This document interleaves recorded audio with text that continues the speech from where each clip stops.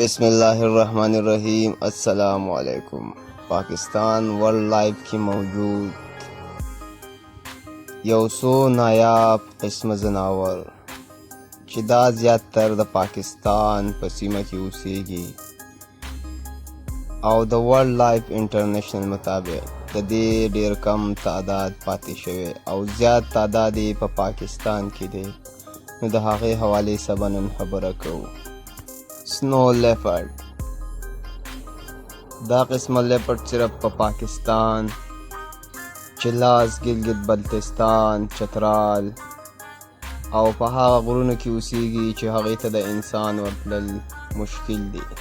په گلگت بلتستان کې خلک د پالتو ځناور په شان ساتي او دا یو نایاب قسم لیپرډ دی.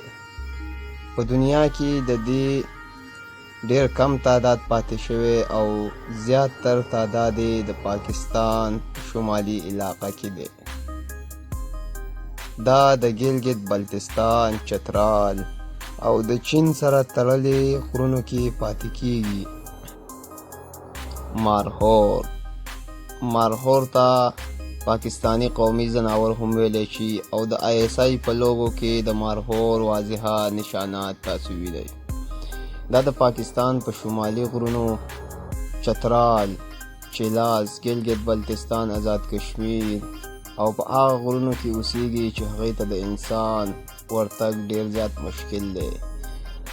ورلड لایف انټرنیشنل وینا ده چې د مارغور صرف 2.5 زرو پورې تعداد پاتې شوی چې زیاتر تعداد یې په پاکستان کې موجود دی. په پاکستان کې د مارغور تعداد د 1500 نه والا 1300 پورې موجود دی. براون سنو بیر.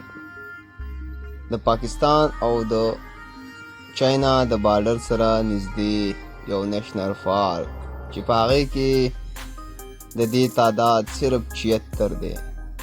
سنو بیر د پاکستان یو نایاب ځناور دی او د دې تعداد ډېر په زیاتۍ سره کمیږي. دا د پاکستان صرف په هغه غرونو کې اوسېږي چې هغې کې کالو سر واوره وي او انسانانو ورتګ ورته ډېر زیات مشکل وي. نو دا د چاینا سره په بارډر د پاکستان او د چاینا ترمنځ اوسېږي. لیپرډ. دا د پاکستان په شمالي حصو ایوبیا، نتیاګلي، مري، اسلام آباد او د چترال په ځینو علاقو کې اوسېږي.